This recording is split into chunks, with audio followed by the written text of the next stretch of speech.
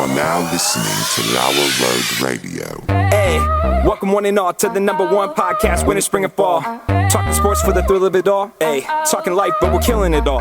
Jason and Dan with the master plan. These are dangerous men with the mic in the hand. Bonafide winners everywhere that we go. You're a part of the team.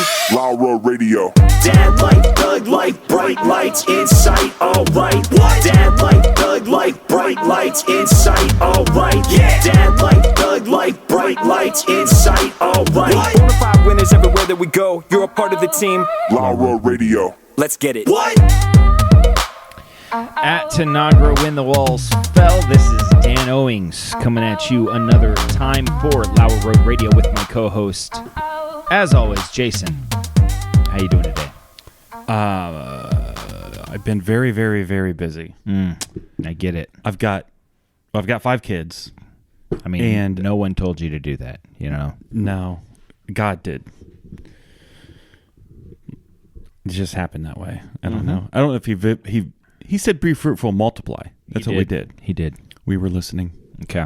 Well, either way, this is the situation you're in. So I've got 5 kids, and we've got activities out the wazoo. Every night there's a minimum 2 or 3 activities happening, and I'm very tired. Yeah, I get it. But, you know, pretty soon the miserable little brats will be out of your house and off to college or work in a factory or, you know, whatever. I don't know. They do. Go to the army, you know, become a pirate. I don't know. Still do something. I think I'm hoping one of my kids becomes a pirate. If that's the dream, obviously, when you have kids, you hope that one of them becomes a pirate. But, I mean, chances are not great, but you can hope. Well, I fulfilled one dream. What's that? My daughter is now an employee at Little Ceasars. So congratulations, Estelle. She starts work tomorrow. That's I told her, you told me that before the show, and I told her it is not going to take her long to climb to the top of that organization. I've seen their inner workings, and I'm not impressed. So, but I will say, first of all, Little Caesars $5 pizza, you know what you're going to get. Yeah.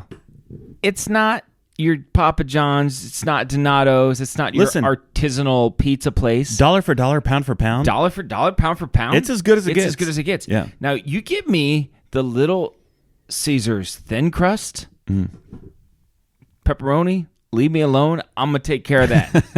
I'm going to be just fine. It's pretty good. Totally underrated. Yeah, I agree. Crazy greasy. It is. Yeah. Well, that's what makes it good. It's crazy greasy. Yeah. I like their deep dish, too. I've not had the deep dish. Pretty good. I like the thin crust. I've not had it in quite a while. Have you had the Italian cheese bread? No. I've had their garlic bread. The Little Caesars garlic bread with the garlic on it. Yeah, that's Italian cheese bread. Okay. Yeah, I've had that. That's what they call it. I don't know what they call it. I don't know. It's the Little Caesars bread. Well, they have bread. What's crazy bread? They have crazy bread. Oh, that's what I've had. Yeah, those are just like breadsticks with garlic-y kind of a seasoning on them. I've had crazy bread. I don't know if I'm allowed to say how much she gets a deal for. Oh, really? But let's just say it's half of $1. Okay. For the crazy bread. Yeah. That's a pretty good deal. I can't confirm that. So, I mean, nobody hold me to it. But I think it's a crazy good deal, personally. I told her bring home 10 every night. Why not? I can't see a reason not to. We're all going to be 300 pounds. That's fine. Speaking of 300 pounds, Jason, I was doing a little bit of research. I've been very healthy. I've lost about 10 pounds.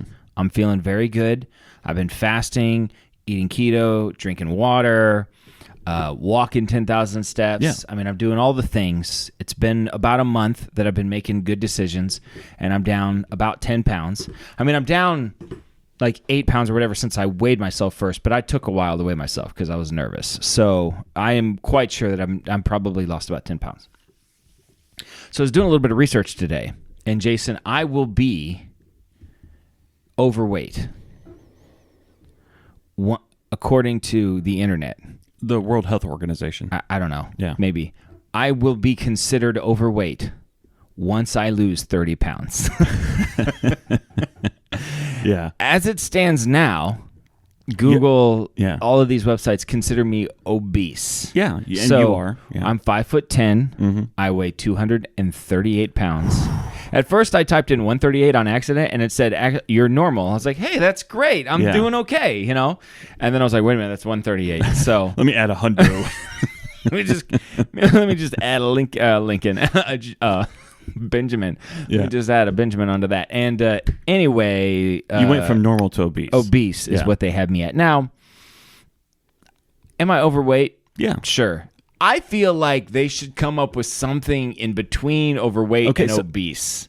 I feel like there's a tier that they're missing. Yeah. Because... Chunky.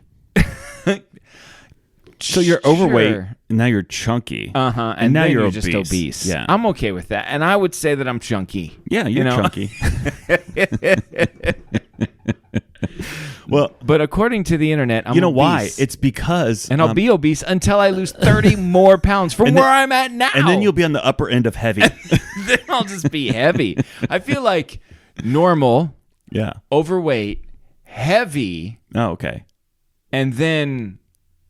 Obese. I like heavy's a good in between. Versus overweight. chunky?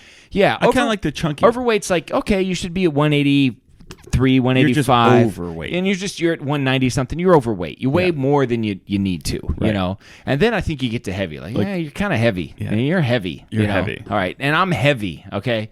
Technically, you're obese. And I feel like 5'10", I feel like obese should be like 260. You know what the next level is? What's morbidly obese, which is like death. I guess you could die at any moment from you're just fatness. so fat you could die. Mm-hmm. Yeah. And then the last level is the Walmart scooter. That's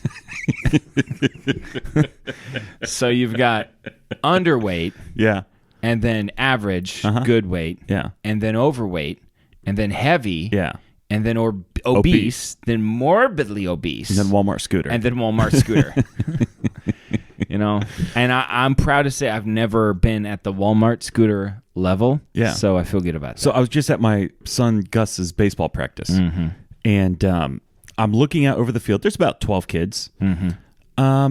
It's the best illustration visually that I could give you just by looking at the kids on the field.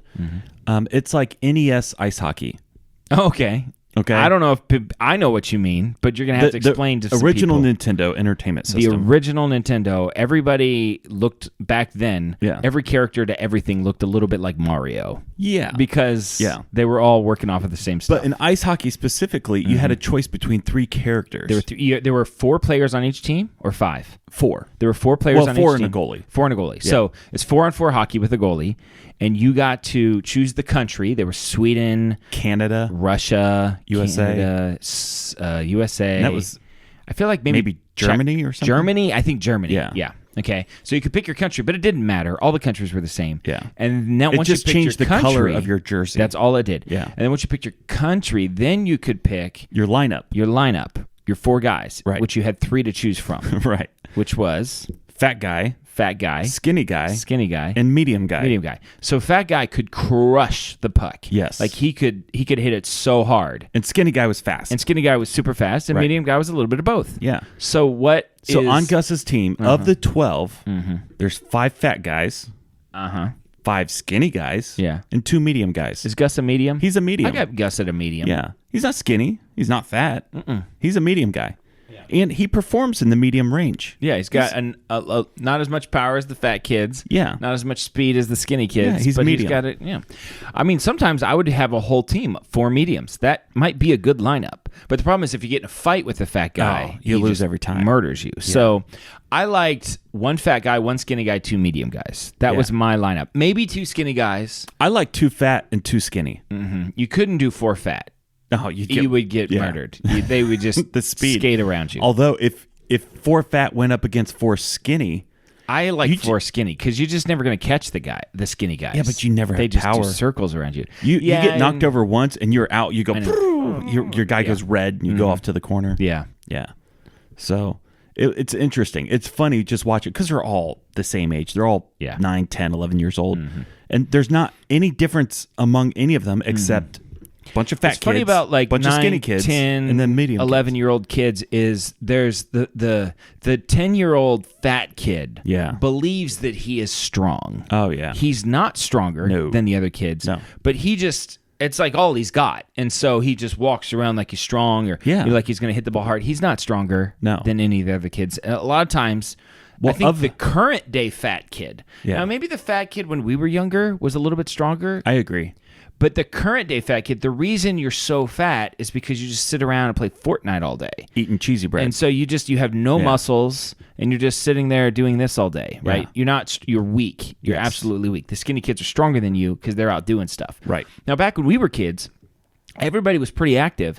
And you'd have fat kids that I don't know what their deal was. I don't know if it was genetic or whatever. Yeah. But they were still pretty active. But and there they weren't were as fat. many of them. No. Like on our baseball teams, my goodness. there was 3 fat kids. Yeah, 3 fat kids. Third base, first base, and then a sub. A random sub. Yeah. Our third baseman was a fat kid, and he could crush. He was strong, first of all. He was strong. He had 2 phenomenal things about him. One, if he got a hold of the ball, yes, it was gone.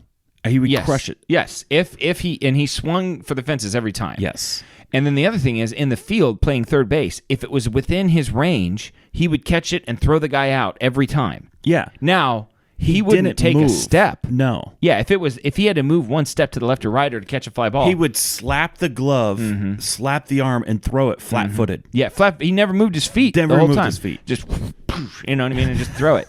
And he was great at that. Hot corner. He didn't have a lot of. He wasn't doing your Brooks Robinson, you know, chasing it down, Mike Schmidt, Ozzie kind Smith of doing thing. backflips. No, there was none of that. Yeah. But if it came to him, he was more of a Ken Caminiti kind of guy. Yeah, I can see think. that. Yeah. So I wonder if he's taking steroids. I mean, it was the don't time, know. the day and age. It was in the 80s. Maybe. I don't know. He was a big kid. He was a big kid. Yeah. He was a big kid. But, I feel like I look around today, and it's almost like there are more fat people than there are not. Oh, 100%. Right. I believe that. In America. Yeah, America, Yeah. obviously. Land of the free, home of the donut. That's pretty accurate. That checks out. Well, if I can lose 30 pounds, I'll be overweight, and I'm pretty excited about and that. then you have to lose another 30 to be normal. Mm-hmm. So you got to lose 60 pounds to get normal.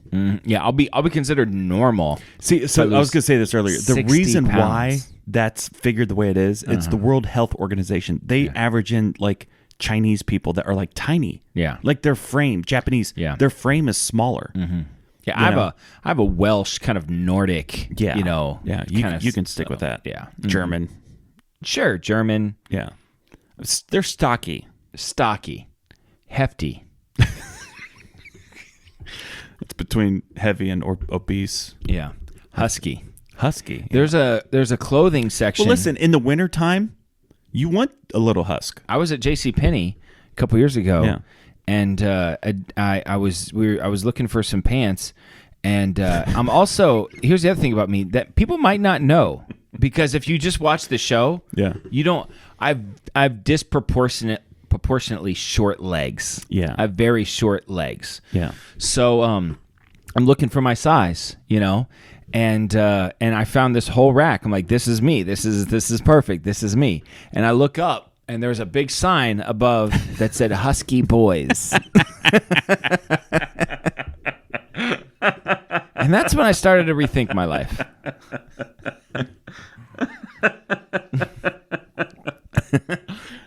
Husky Boys. Husky Boys. I mean, You're just a isn't husky that boy. so demeaning? Like, Yeah. I'm an adult, so whatever. But like for a kid, you know what I mean? Like, okay.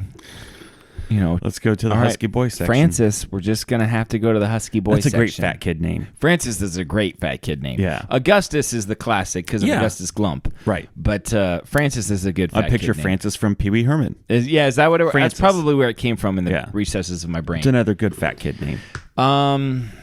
Now this is hard. Well, I know we don't want to get personal. Another good. I mean, Francis is fantastic. Yeah. I would say Chuck. Maybe. I mean, Chuck is a. When's the last time you saw a kid named Chuck? I don't. That's true. Kids aren't named Chuck anymore. By the way, if you're having kids nowadays and you have a boy, name him Chuck. That's a solid name. That is a Chuck solid Norris? name. Are you kidding me, Chuck Norris? I would have named 3 of my kids You Chuck. can name him Charles. Yeah. So if he wants to go by Charles or whatever, but Chuck. Yeah. I mean, if I met a 5-year-old kid named Chuck, I'd be like, this is Yeah. right. Yeah. Chuck is cool. Chuck is cool. People should do that. And so that's one of my kids. His name is Augustus. Yeah. Mm-hmm. Nicknamed Gus. Yeah. Gus is a cool name. Gus too. is a cool name. Yeah. Gus is a definitely cool name. Yeah. Great nickname. As far as other fat kid names, I mean, I don't know. I can't. Francis was the only one that came to my mind. Yeah. You know. Yeah. The list of women fat names would be. I'm not touching that with a 10-foot pole. I mean, you're gonna get in trouble. You know. Yeah. I regret even mentioning Yeah. the idea of it. Okay. So do you have other stuff?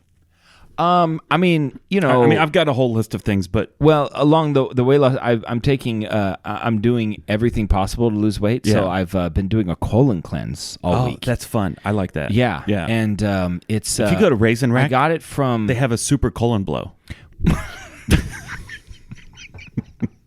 I It's got gr- it's mine good stuff. from a friend of ours who Yeah. she sells Young Living stuff. Yeah. And it's some kind of colon cleanser. Yeah. And she told me when she gave it to me, she goes, now during the week, I'm supposed to take this thing all week long. Don't trust any of your farts. That's what she told me. That was the advice. And I said, I rarely do, but thank you. And first day, I was like, I'm fine. There's Yeah. no big deal. Second day, I was like, I don't know, maybe. I woke up this morning, I was like, it is working. So, yeah, I'm on a colon cleanse. I'm just trying to clean out the whole I'm with you. system, I'm with know? you. Mm-hmm. I do suggest a super colon blow at Raisin Rack. I mean, just the name, Super Colon Blow. I mean, it works. Yeah. It's great stuff. Right now, I used to do that about once a month. while we do the episode, I'm always thinking kind of in the back of my head what the name of the episode should be. Super colon blow. It's right now, it's a dead heat between Husky Boys and Super Colon Blow. I can't decide. They're both really good Let's names. see if it pops up again. Okay. You all know. right.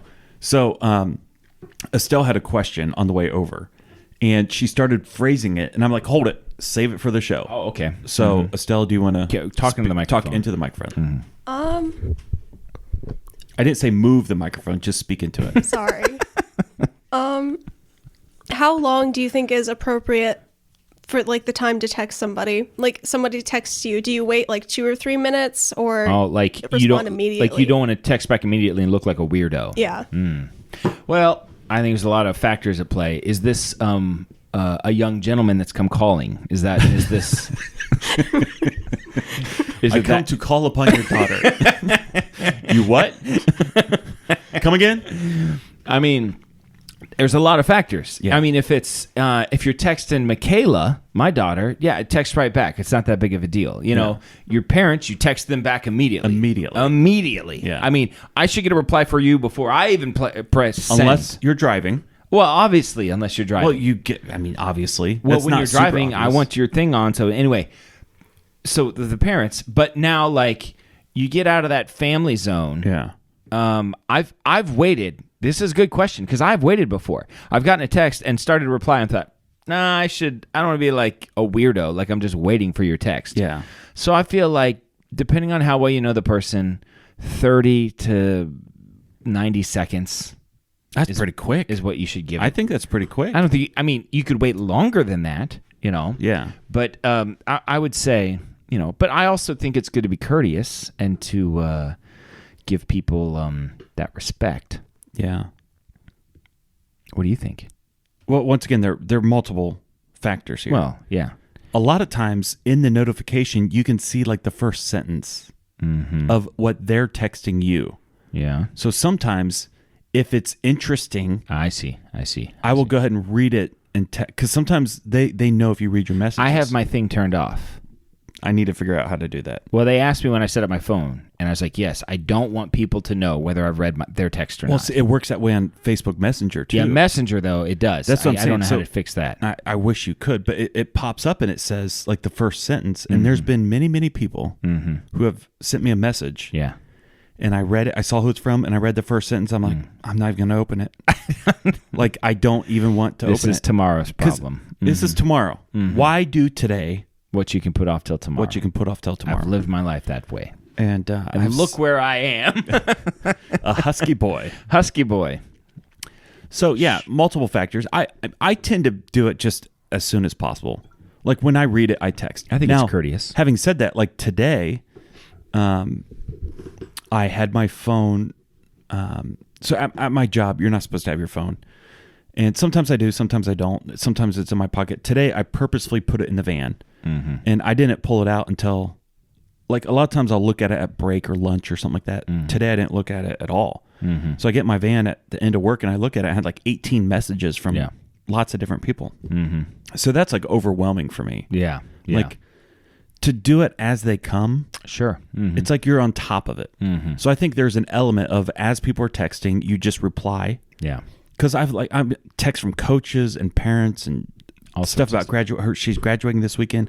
I mean, I've just all sorts of things. I'm like, I don't want to go through all these. Mm-hmm. But if you caught them as they came, it's not that big of a deal. So I just text immediately. Mm-hmm. There's no reason to wait. Well, I think the gentleman caller situation, though, is a different thing. You don't look like a weirdo. Yeah.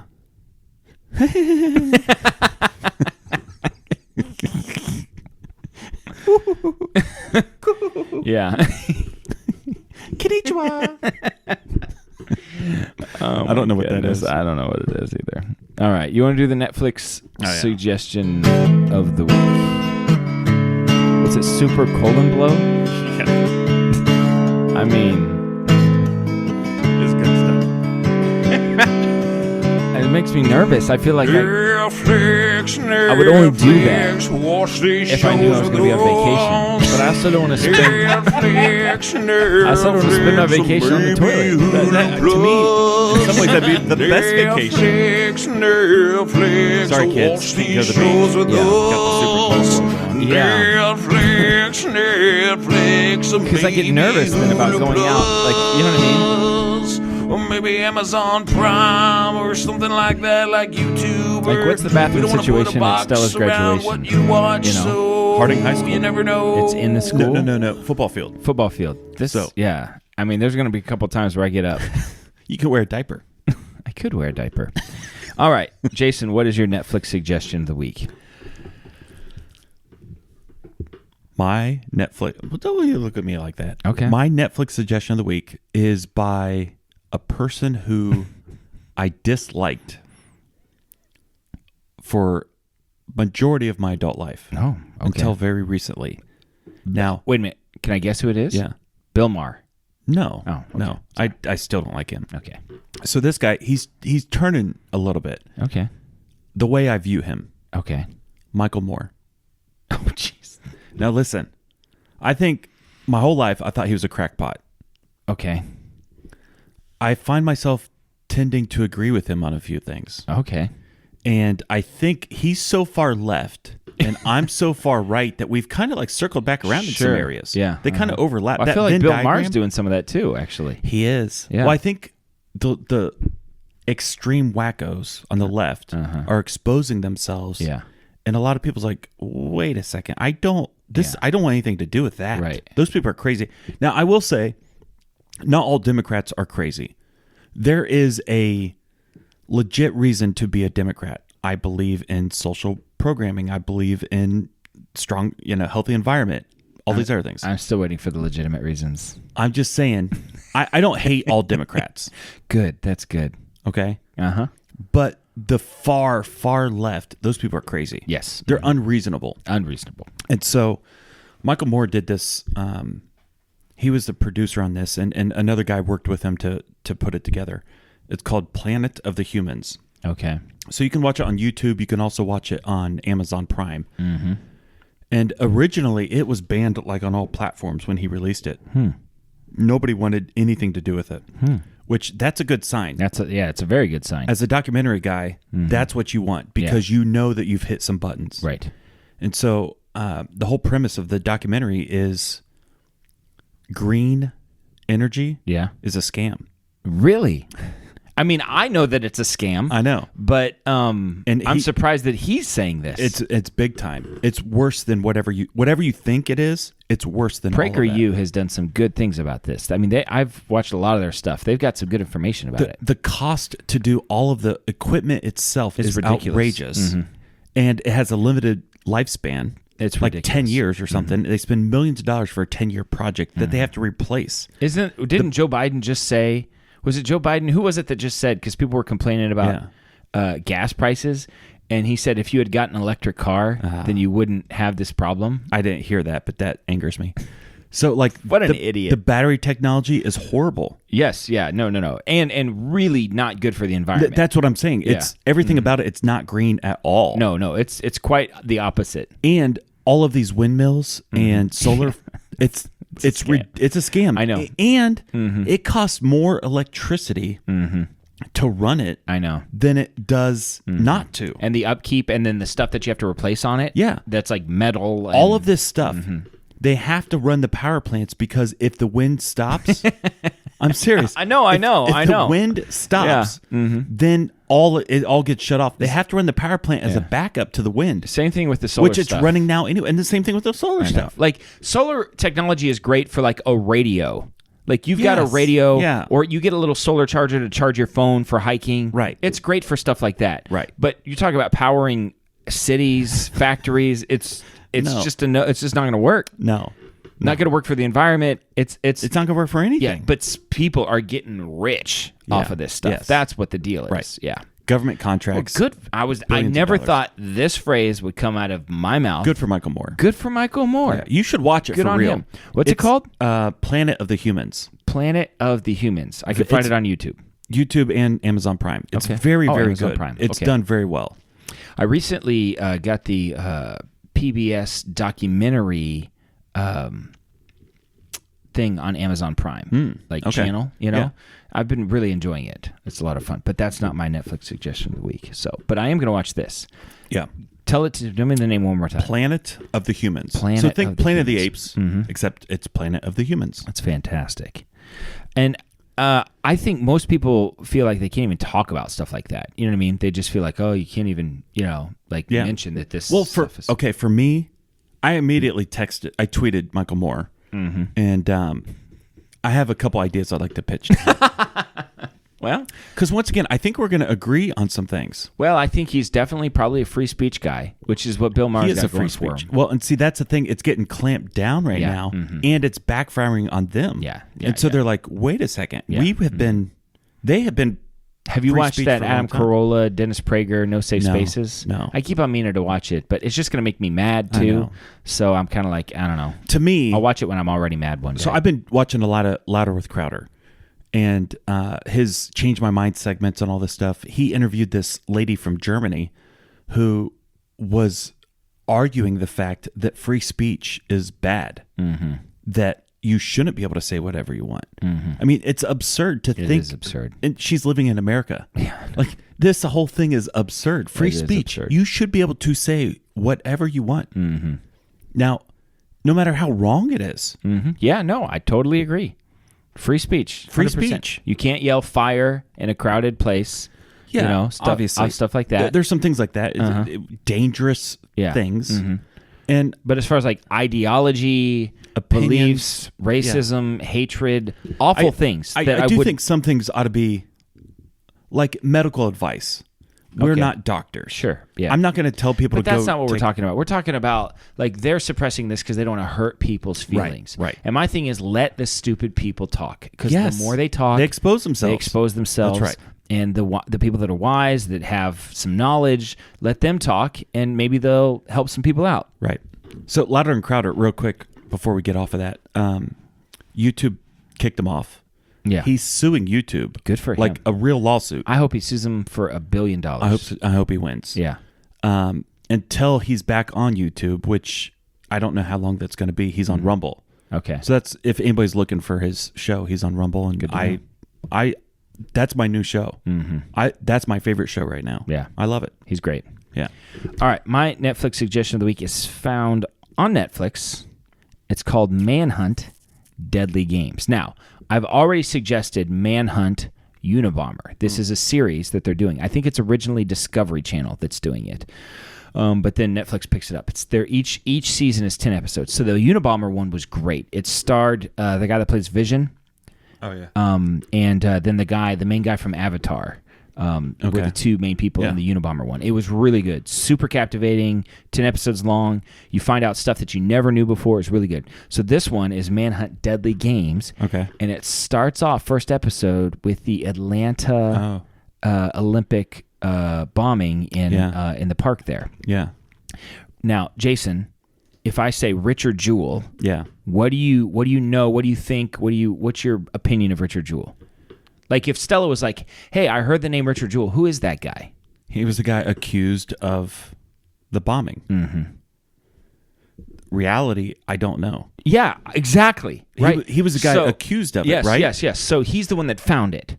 Yeah. And so there's this thing called hero bombing. Okay, yeah. Which is a thing. I mean, people have actually somebody did it at the Los Angeles Olympics in like 1984. The guy had a couple pipe bombs. He cleared the area. There's a bomb. It goes off. It's like a little local explosion. He saves everybody's life. He's a hero. Yeah. And it's a way to get, and so it follows Richard Jewell, who is obviously, he's like an ex-cop security guard. You can tell he's like, kind of fits the bill. And he sees this bag, follows protocol, says we need to bring in... Was he on duty? He was on duty. Okay. During the Olympics. There's like a concert happening. Right. And basically, because of him, hundreds of people were saved. Like 2 people died in that explosion. Okay. And many other were injured because it had nails in it, shards that were flying off and hurting people and stuff. 2 people died, but hundreds of people undoubtedly would have died because it was a major bomb. Yeah. So right off the bat, he's the hero. They're congratulating him, all this stuff. But the FBI, they want the FBI in Atlanta, like officials and politicians, Janet Reno. We want to figure this out. Who did this? Because once we say this is the one that did it, and we've captured him, or whatever, then everyone can feel safe again and they can go back out. And so they find out that Richard Jewell has this kind of weird kind of checkered past where he's been fired from a couple jobs. He fits the bill for a hero cop. He has some bomb training and stuff in the past, and they just pin it on him. And then CNN, New York Times, all of these places are saying that Richard Jewell is, that the FBI is looking at him and this is who he is. He's getting all this hatred towards him and stuff. But in reality, and I'm not giving anything away, you find all of this, everything I'm telling you, you find out in the first half an hour. Yeah. He's totally innocent. Yeah. And he's just a good guy. Yeah. Maybe a little slow, but just a really good guy. And what I feel bad about is because I was in the same, because when we turned it on and Levi said, well, what's Richard Jewell? I was like, he's the guy that was like, I think he planted a bomb and then said he found it. Like, I still thought that years later. I didn't. That's why I said accused. He was accused of it, but I don't know how it played out. So I don't want to give the whole thing away because it's 10 episodes long. Yeah. They do hunt down the real bomber, and there's that's the manhunt aspect of it. It is... Jason, it's really good. And I didn't find it to be like woke at all. Yeah. Like I didn't find it to be weird, like left leaning, like they're trying to push some sort of weird liberal thing down our, it wasn't conservative either, Yeah. But I just thought it was telling the story really well. And I was completely entranced. I couldn't stop watching it. It's really good. It's interesting, like the hero bomber stuff. It's similar to, I watch a lot of stuff with the serial killers. Mm-hmm. 9 times out of 10, they are actively trying to help the police. Yeah. Like with tips or call-ins, various information. They're hanging out. They're calling to say, hey, is there an update on this? Happens all the time. Yeah. And so, husband kills wife, dumps the body, claims that he has an alibi, the whole thing. And he's constantly following up with the cop. Well, he's killed her. Yeah. And he's helping. He's proactively looking for things. And is there an update on this stuff? He's the one that did it. Yeah. Cops know this. Yeah. And if someone's overly interested, then they're like suspect number one. Every time. So if I ever find myself in that similar, I'm not going to be active at all. No. I'll ignore it all. You just good to have a plan. I've thought this through. Yeah, no, that's good. I watch a lot of that stuff, and You do watch a lot. I don't watch a lot of the killer stuff. Too much. Like if it's like one murder that they're trying to solve or something, but some of that stuff like the John Wayne Gacy thing. I watched that one. Like I watched one the other day. This guy killed confirmed. It's hard because over like a 60-year period, like 93 people, and he had a photographic memory. I think he was a little mentally slow, or autistic or something. Like there was something weird with him. He drew with colored pencils sketches of all the women that he killed, and they were like dead on. His memory was perfect. He remembered it all. But it is creepy, but it like watching this stuff, there's something personally, I think it's demonic. Well, yeah. I think it's beyond the human capacity to do in some this of this because they're trying to figure out like why is this guy, because there's other bombing things going on and stuff like that. And this guy who works for the ATF, he's my favorite character on the show. He tells this little parable about a snake, and that this guy, it was like he thought it was like a pet and whatever, and then it reached around and bit him, and he goes, why did it do it? And he goes, because it's its nature. Yeah, that's just what it is. Right. And he said, evil people, they're just evil. You know, some people do things because they have a specific reason. There's motive or whatever, right, I mean, and that's evil too, but some people are just evil just to be evil. They don't need any reason. There's no, I really do find it interesting. Do you have more to talk about the Netflix just that it was really good. I don't want to give too much of it away, but you should definitely watch it. Everybody should watch it. I will. It's super good. I find this thought interesting. Like, what separates a bad person from an evil person? Mm-hmm. So, like, I think there's a line there. There's pure evil, where these guys are like, you see some of the, or hear or see some of the stuff that they do over a long period of time, usually against people who can't help themselves. Women, children, elderly people, people with special needs. I mean, these are the people that need the most help in society, and they're being victimized by. That's just pure evil. Yes, they have no defense. Now, versus someone who who's bad, who go home and beats his family, gets drunk and does some stupid things. It's like, to me, it's like, okay, that guy's bad. He's not making good choices, but that's not evil. Sure, there's a line there. Sure, and there's that's like tough. Like a wickedness, well, I mean, I don't know. It depends. I mean, this is kind of like a theological discussion, because it's like, do you believe in the total depravity of humanity? Do you believe that people are essentially good, or do you believe that people are essentially bad? Humanity, as it is. And then from there, my theory, I guess the way I would think about it is, now, we're both Christians, so I take the Bible as and Jesus is my guideline. Like, if you don't have that kind of like relationship with God figured out, and then the evil taken care of, then I think the way that you get to that evil. Now, some people, I think there's an imbalance in their brain. Yes, there's a chemical thing happening, but I think other people open themselves up to some sort of demonic thing.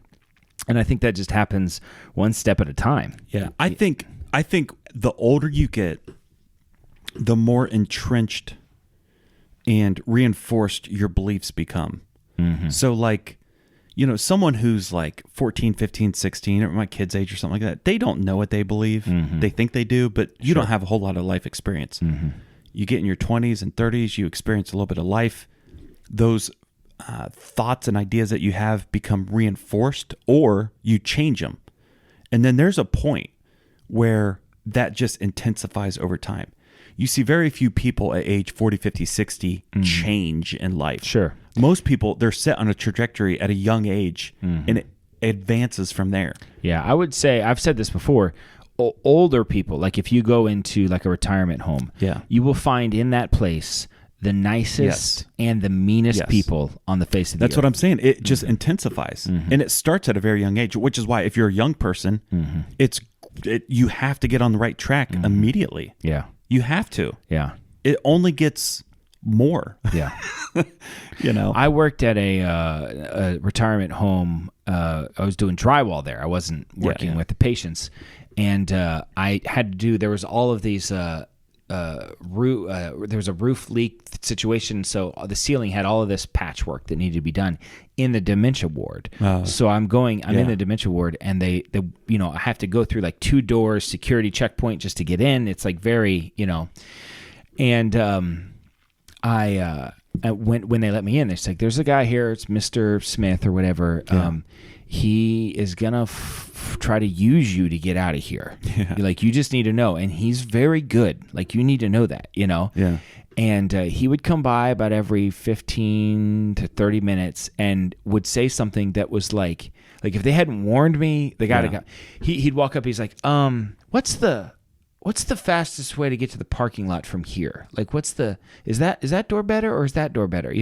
Or like, and he walked by, what way did you come in? Did you know what I mean? And like, just the kind of, like, he was so, like, he almost got me even as it was. Yeah. And while I was there, he got out once, and the alarm started going off. Oh no, Charles, And so, Chuck. Yeah, it was Chuck. And I mean, the guy they're like, it was a super nice guy. He was just always looking for a way to get out, which is kind of hard to blame him, but he would forget that he talked to you, you know, and so 30 minutes later he'd come back and say something kind of similar, but not exactly. I think I would enjoy working in a place like that. I think you do well in that environment. I really do. Now, I don't want to like change diapers. Like, I don't want to do medical stuff. I just want to talk to these guys. To hang out with the guys. If I could hang out with those guys, if that was my job, I would do that 10 hours a day, every day. Sure. Drink coffee, hang out, talk about the easiest way to get out of the building, play some checkers. Sure. Yeah. I think that would be fantastic. I would do that for fun. I like that idea. I kind of like the idea of like moving into an old person's home, like when I'm old. Like, not now. You like that idea. The thought of moving into like a retirement home is now, I probably wouldn't do it when I'm married, not by choice. I mean, if I had dementia, like, she couldn't watch me and they force me in there, that's one thing. But when my wife dies, if I outlive her, I'm like, okay, let's do this. Come on, man. Like, I'll sit in the lobby and watch Lawrence Welk and eat butterscotch things. Butterscotch hard candies. Yeah. It's not the worst life. Do you remember those they weren't lemon heads. Yeah, I know exactly what you're talking about. They had like a powdered sugar coating. Yeah. No, I know what you're talking about. But then they were like sticky and you couldn't really chew them. It was like a lemon drop. Yeah, it was a lemon drop. I like those. I like a lemon drop. Are you kidding? A lemon drop. Old people candy is underrated. Old people candy, most of it is underrated. Some of it is appropriately rated, like black licorice. Listen, I'm not a hater of black licorice. Yeah. Now, is that my go-to? No. I don't choose black licorice. What do you feel about the root beer barrel? Stella, have you ever had that? Yeah, I like them. You like them? Yeah. Ah, she's an old soul. She is. I knew she would. Yeah, I kind of like them too. I don't like the root. I like a root beer. I'm a fan different. of root beer. Now, what my least favorite candy flavor? Banana. Yeah, it's never right. It never tastes like banana. I like a real banana. I don't even like a real banana. I don't like banana flavored things. Banana candy. I'm not a banana guy. Oh, yeah, banana candy's awful. Awful. Horror. I don't like it. Yeah. Well, what else you got, Jason? What are we moving to next? We were going to talk about the fact that Stella started her first job. What was your first job? So age 14. Like job. Yeah. Okay. So it advanced from this point. So there was a guy that owned a greenhouse, an industrial greenhouse. And he would have his yard mowed once a week, but he wanted it raked. Yeah. Now, at the time, I don't know. They sell equipment that will pick that stuff up, or you can vacuum it or bag it as you go. Why did he do that? He never did that. Yeah. He wanted it raked. Yeah.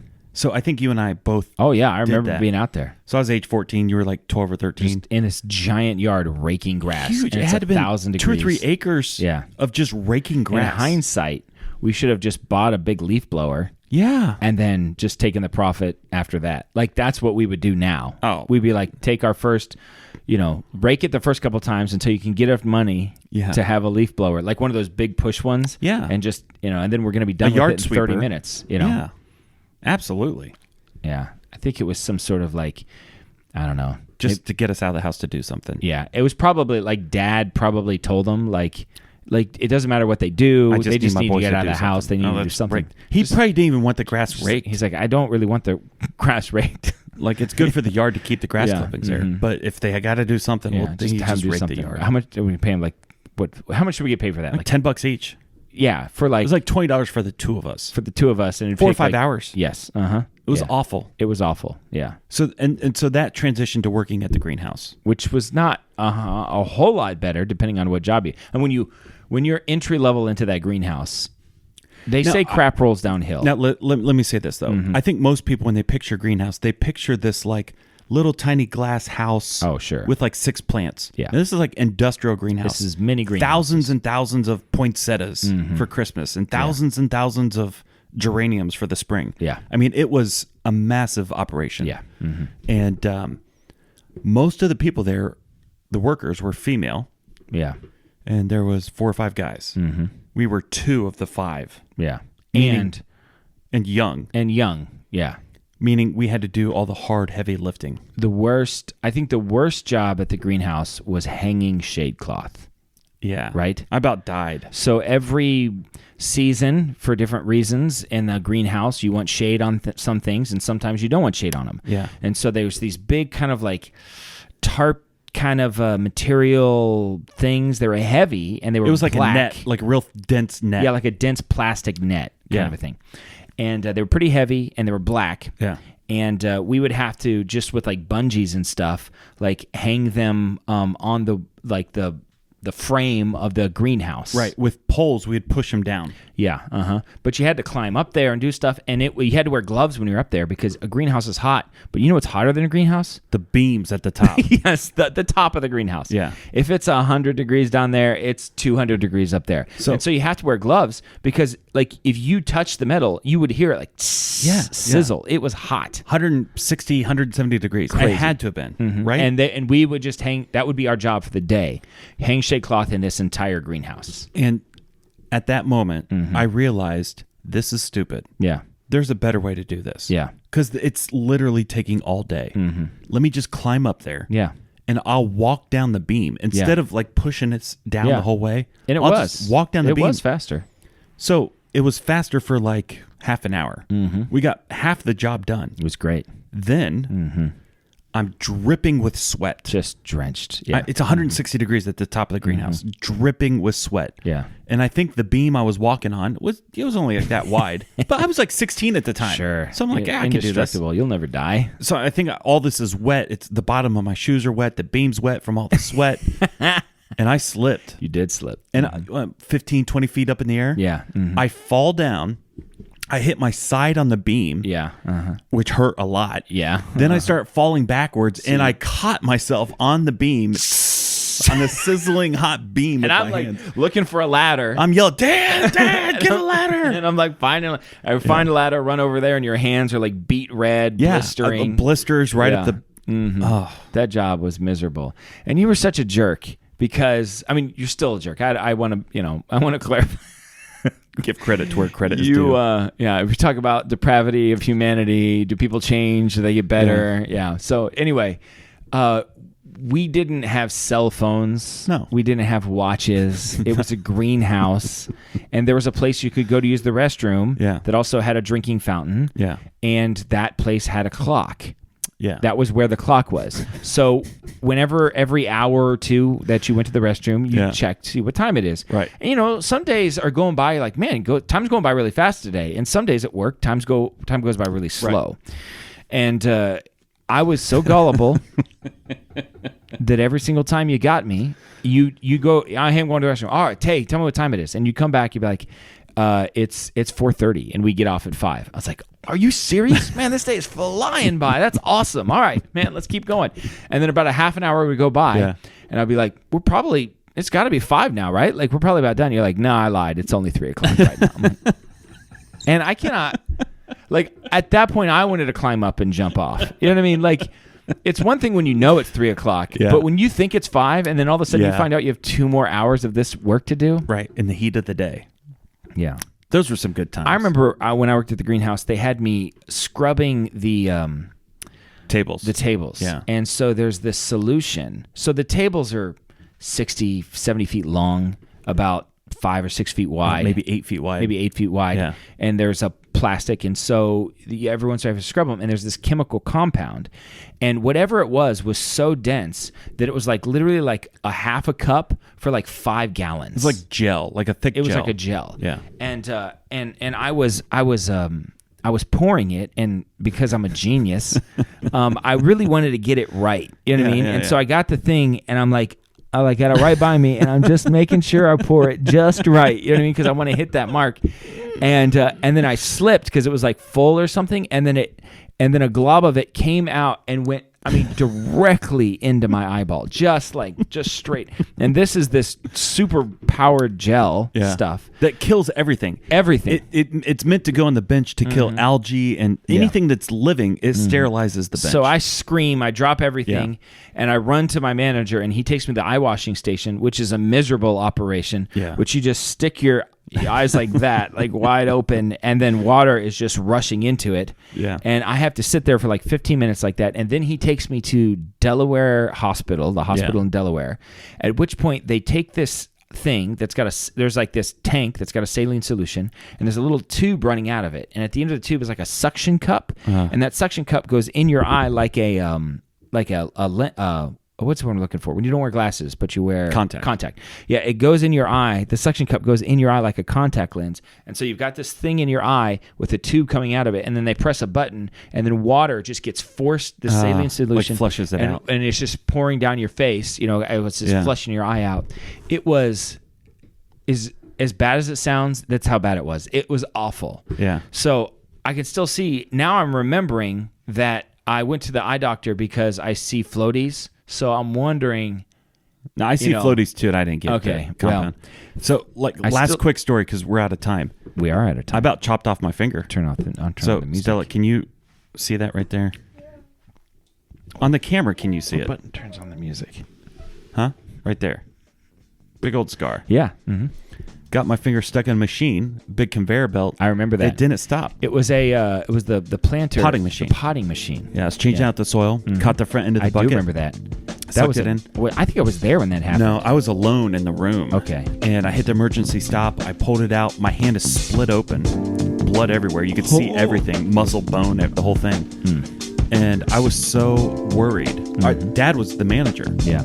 I was so worried that I was going to get in trouble. Yeah. That was your first concern. Not am I going to lose my finger. Yeah. But Dad's going to kill me. He's going to break all my other fingers. Yeah. So I went to the bathroom, wash it up. I put a paper towel around it and then duct tape around the paper towel.